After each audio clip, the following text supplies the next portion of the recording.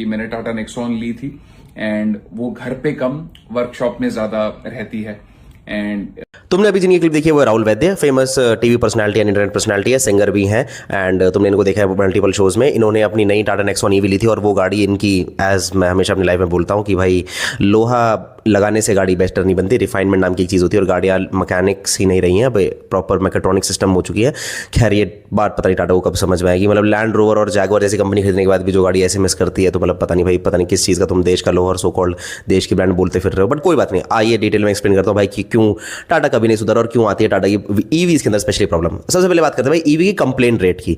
Average industry में EV complaint आती है भाई 95 से 110 पर 1000 व्हीकल, ठीक है। पर टाटा की ईवी सुनो 2022 से 2024 का जो डेटा है 160 से 180 कंप्लेंट्स आई है पर 1000 व्हीकल के अंदर, ठीक है। इंजीनियरिंग रीजन बताता हूं भाई, न्यू बैटरी पैक है, इमेच्योर बीएमएस है, कैलिब्रेशन का इशू है, सॉफ्टवेयर हैवी है और टाटा गाड़ियों को अभी भी मास मैन्युफैक्चर कर रहा है instead of giving them proper QC check. क्योंकि टाटा का सारा कुछ इंडस्ट्रीज हो या फिर सारी सर्विस सेंटर हो, सब के सब पेट्रोल और डीजल व्हीकल्स के लिए ट्यून्ड है। उनको ना ही उनके स्टाफ को और ना ही उन्होंने प्रॉपर ये बात ध्यान दी कि पहले भाई क्यूसी चेक अच्छी तरह समझाए अपने वर्कर्स को, तभी तो प्रॉपर्ली वो एक ऐसी चीज को इंटीग्रेट कर पाएंगे। फॉर एग्जांपल अगर बैटरी पैक की बात करें या बीएमएस सिस्टम की बात करें, अगर वही ठीक से काम नहीं करेगा और सॉफ्टवेयर से उसका कैलिब्रेशन ठीक नहीं होगा तो ये गाड़ी नहीं चलने वाली है। This is not a petrol vehicle, it's an EV. अब बात करते हैं average workshop down time. Petrol car के अंदर तुम्हें 1.5 से 2.5 दिन लगते हैं अगर तुम्हारी गाड़ी में कोई दिक्कत आती है, पर टाटा ईवीज का भाई नॉन एक्सीडेंट वाले का टाइम भी भाई 6 से 12 दिन विजिट है भाई।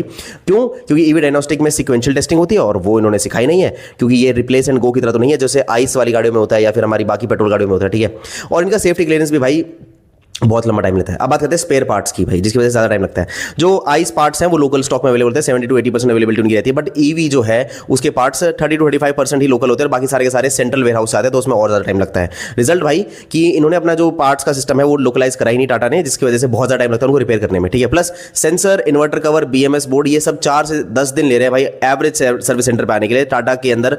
मतलब टाटा से इतनी बड़ी मिसमैनेजमेंट कैसे हो सकती है डिस्पाइट इतना बड़ा नेटवर्क होने से, मुझे नहीं पता। जब ईवीज इतने धड़ल्ले से बेच रहे हो भाई, ईवी के पार्ट्स तो अवेलेबल कराओ। तो ईवी के पार्ट्स है भाई लो वॉल्यूम में, कॉस्ट है हाई, इन्वेंटरी भी सेंट्रलाइज्ड है जो डिसेंट्रलाइज नहीं हुई है, तो इस वजह से तुम्हें लगेगा टाइम। सॉफ्टवेयर ट्रिगर की बात करते हैं भाई।